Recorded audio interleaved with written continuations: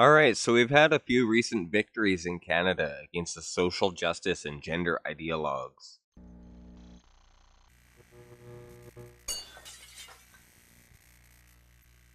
Back in June 2018, Doug Ford of the Ontario Progressive Conservatives won a majority, defeating the Liberals, ending 15 years of Liberal governance of Ontario.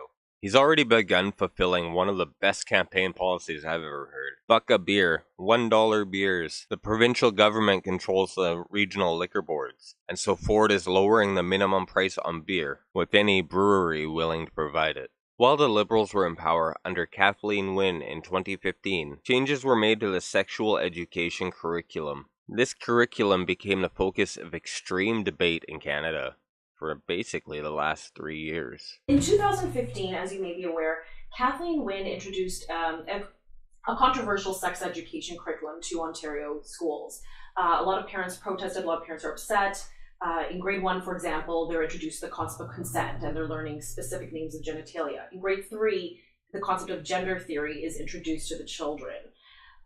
Parents are barely mentioned in the curriculum, and when they are, sometimes it's at the bottom of a very long list of resources children can turn to if they need information or help. You're a parent. What effects do you think this curriculum is having on children in Ontario? Well, I don't know if I can speak to the direct effects. I know that from what I understand of the philosophy that underlies the sex ed curriculum, children are being taught an essentially social constructionist view of identity, and that view is predicated on the idea that there's no true linkage between biological sex, or perhaps even that there's no such thing as biological sex, and that that's not linked, even if there is such a thing, it's not linked in any necessary way to gender identity or gender expression or to sexual proclivity. And I believe that that's a false doctrine. I think the evidence is overwhelming that those 4 levels of analysis are tightly linked.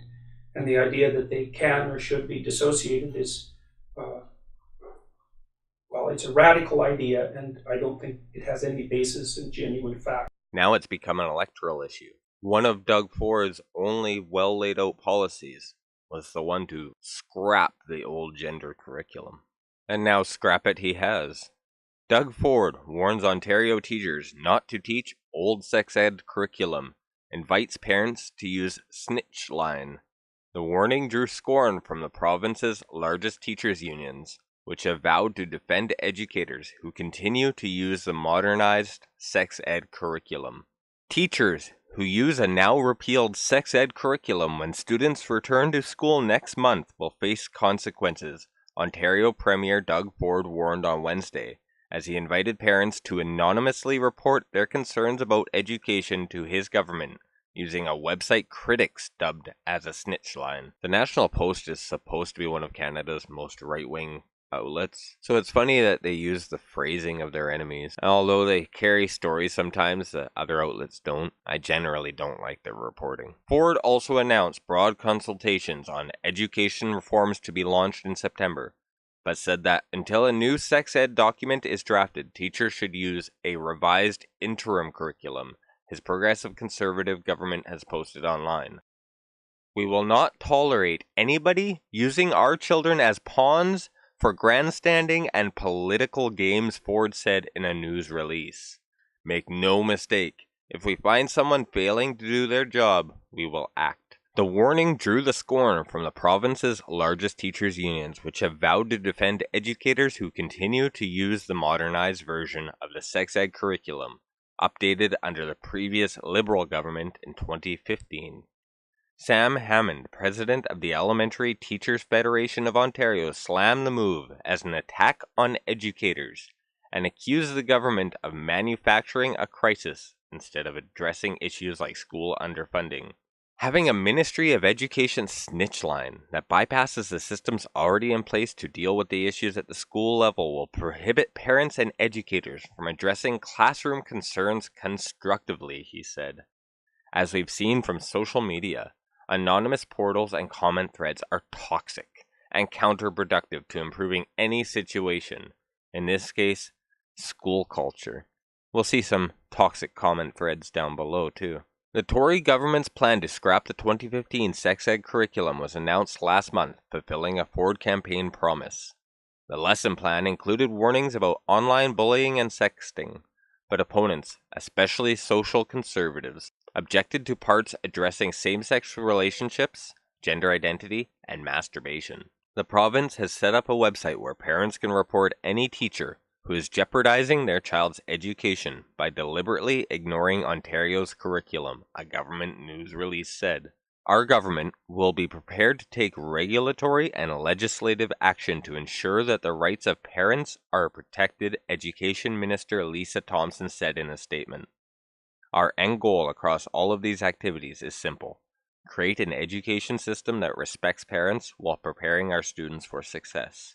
The province said it will also create a parental bill of rights to ensure parents are respected during and after the consultation process. NDP leader Andrea Horwath said the Ford government's rigged consultation process will hurt students, teachers, and parents. Today's announcement makes it clear that vital issues like consent, LGBTQ families, and gender identity are being almost completely eliminated from Ontario's elementary sex curriculum to appease a vocal minority of radical social conservatives who helped secure the conservative leadership for Doug Ford, she said in a statement.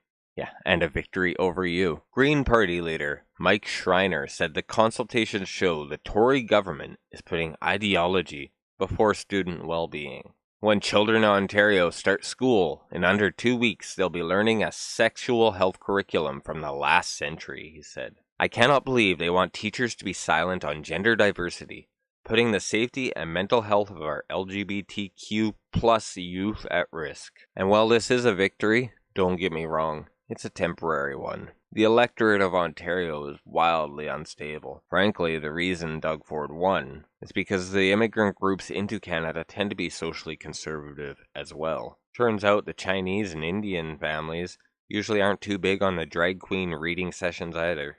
Similar efforts have been put into place in Alberta, often called Canada's Texas, the most conservative province in Canada.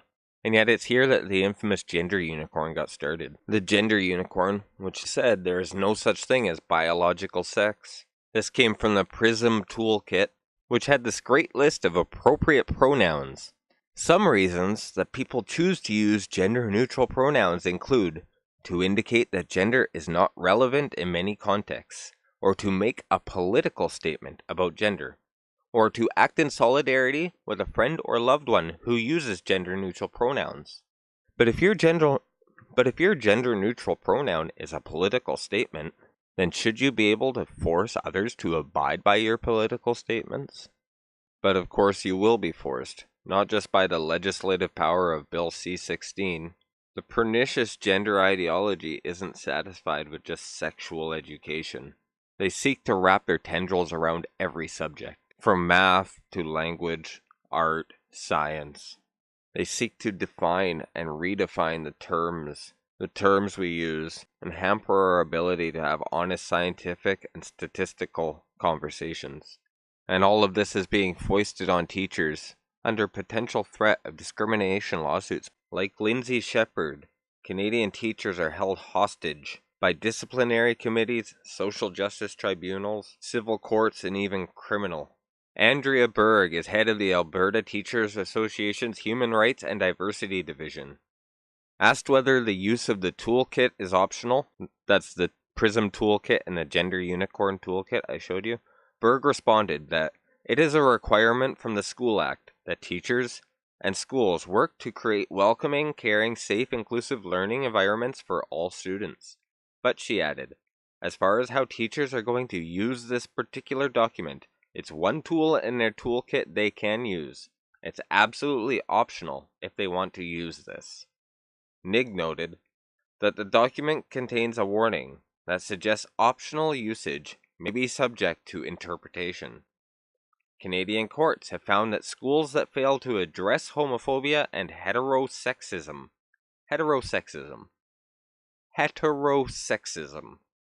can be in serious breach of their professional responsibilities and considered to be engaged in educational malpractice The section reads.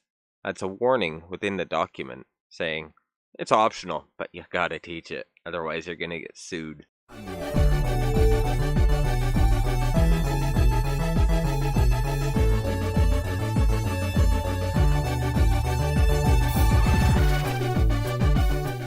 I said we were going to look at that toxic comment section, so here we are.